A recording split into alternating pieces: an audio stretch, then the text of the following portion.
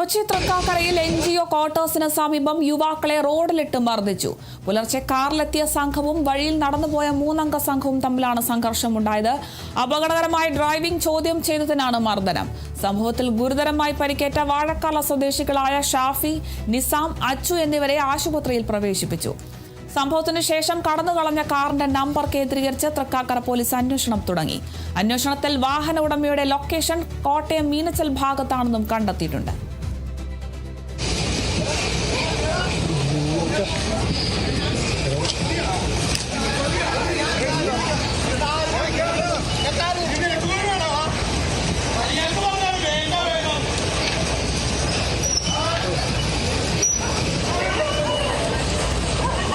നിർത്തണോ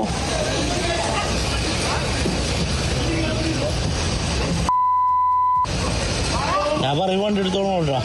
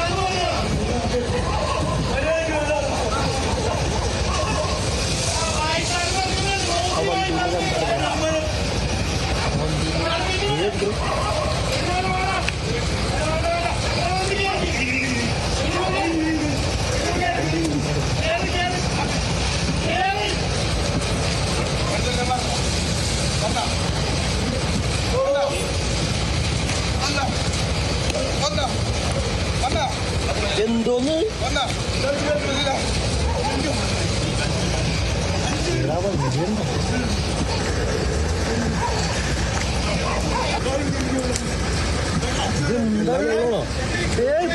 ആ വണ്ടി ഇടിച്ചു കൊടുക്കുന്നുണ്ട്. അമ്മയുടെ വീട്ടിൽ നമ്മളത് നമുക്ക്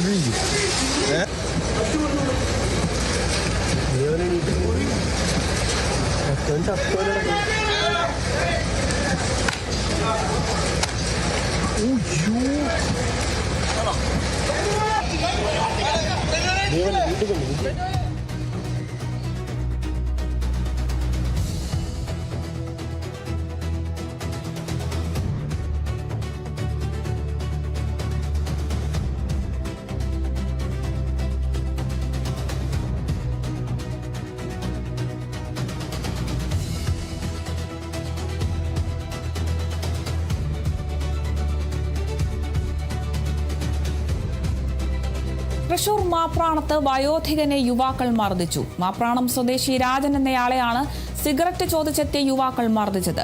സിഗരറ്റ് ഇല്ലെന്ന് പറഞ്ഞതോടെയാണ് കടയുടമയ്ക്കും രാജനും നേരെ ആക്രമണം നടത്തിയതെന്നും ഇവർ ലഹരിയിലായിരുന്നുവെന്നും നാട്ടുകാർ പറഞ്ഞു. ആക്രമണത്തിനിടെ ഇവർ രാജന്റെ കഴുത്തിലെ മാല പൊട്ടിച്ചു. നാട്ടുകാരുടെ ഇടപെടലിലൂടെയാണ് മാല തിരികെ ലഭിച്ചത്. ഇരിങ്ങാലക്കുട പോലീസ് യുവാക്കളെ കസ്റ്റഡിയിലെടുത്തു.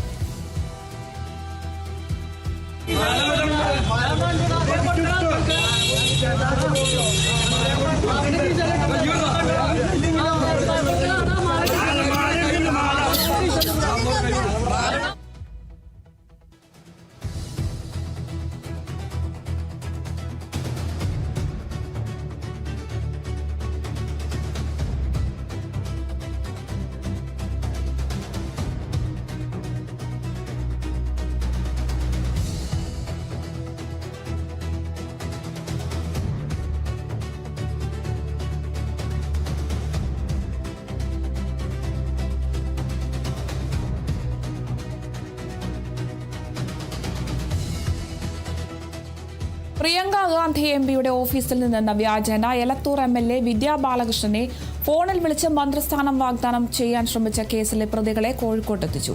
ഡൽഹി സ്വദേശികളായ ഗൗരവ്, നിതിൻ കുമാർ എന്നിവരെ ഡൽഹിയിൽ നിന്നാണ് പിടികൂടിയത്.